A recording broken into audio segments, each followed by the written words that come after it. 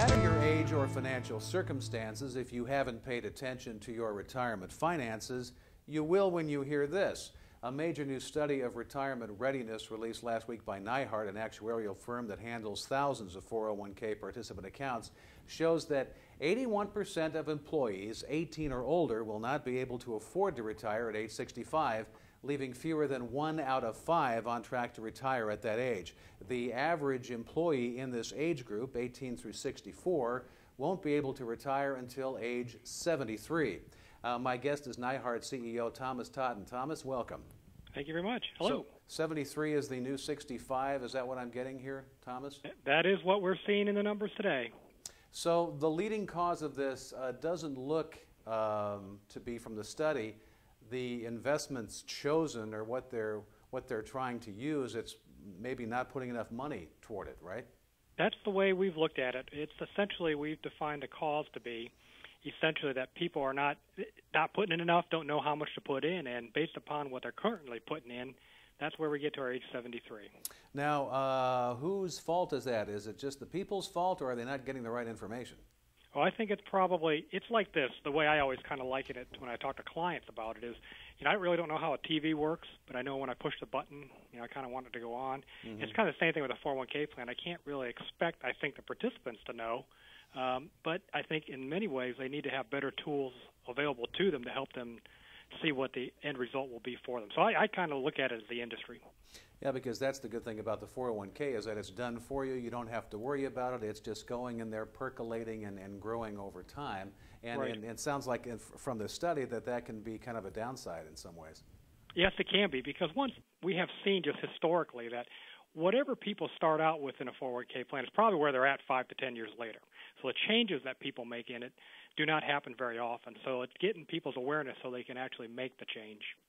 It seems like the employees who are close to retirement, those maybe in their early 60s, they are in the worst shape from this study, right? I think so, and a lot of that probably has to do with they don't have time on their sides anymore, and they have not saved. And if you think about 401k's really only been around since around 1980, somewhere in that time frame. Mm-hmm. So, we're looking at that kind of history in 401k plans, so that they really haven't had enough time to put money away, and time is running out. And now, is this a recent development here from your studies, or is this partly because of the economy the way it is, or it sounds like a bunch of different factors? I think there's multiple factors at play. I think in general people don't put money away, but when you kind of look at average account balances, when you look at what happened in 2008, the average account balance hasn't really changed. So I look at the economy also probably put an additional 2-year problem into this, because from 2008 to 2010 we haven't seen a change in account balances because of the market tanking in 2008. So what's the answer here for those who are looking at retirement and those who are advising people who are looking to retire? Well, we think in general people have to really focus on the contribution rate, and they may not be able to get to where they need to be immediately, but over time set up some type of plan to get to what that number is. People don't really, when they look at their 401k plan and plan for retirement, a lot of retirement planners today show them this is the number you need. Maybe it's $1 million, and that really doesn't mean much to a lot of people. But I think if you tell them, well, based upon where you're at, you're going to retire at age 73, that may wake them up. So trying to get them the right tools, and I really believe that one-on-one education to people, setting them on the right path, would change the numbers dramatically. And so this sounds like it's a little bit of an indictment of the entire retirement industry, really. I think in general the retirement industry has really focused on the wrong thing. If you look at plan sponsors today, they'll spend quarterly meetings looking at investments all the time, and that's not, in no way, shape, or form shouldn't be done. It should be. But in reality, you need to be sitting down with people trying to make sure they're putting enough money, because at the end of the day, I don't know what's good, but I know what's bad is being owed with no money. And finally, the older people, it looks like in the study, are the worst off. Who's the best off in this study?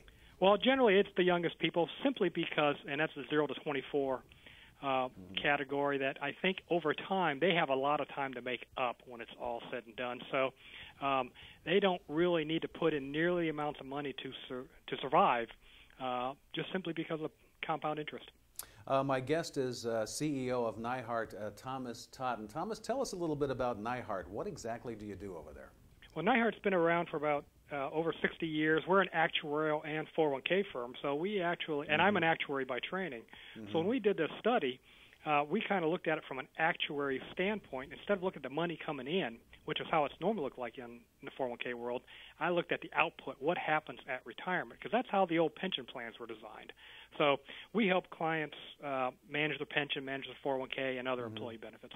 And this is a trend that you think is continuing, going down, that unless something is done, it's just going to get worse from now on? I think in general, with the way the economy's been, it could get worse, but I think if we educate people, and we've actually had some success here, one-on-one with clients now, like the past 3 months. Once we released the study, we tried to implement certain things to help clients succeed. And when you sit down one-on-one, you can make some dramatic changes with people. So unless that focus changes, I really don't see much changes in the 401k plan. So Thomas, this is Annuity News Now. How do you see an annuity fitting into this process? I think in general, when it comes time for a person to retire, they tend to get worried too much from what they hear from financial advisors about what if they take a lump sum and have all their money that maybe they die tomorrow. But they really think they should annuitize a portion of this because people really don't know. Obviously, we don't know when we're going to die. And annuitizing is about the only way you can actually make sure you have $1 every day for the rest of your life. There was a recent Boston College study that said that those households who fail to annuitize at least part of their assets are definitely at risk of not having enough to fulfill their retirement needs. Oh, no question. I think something else that you tend to hear, which is kind of interesting, my old boss told me this, is that dollar cost averaging works great when you're putting money in. It really works poorly when you're taking money out, especially when the market's tanking. Thomas Totten is the CEO of Nyhart. Thomas, thank you.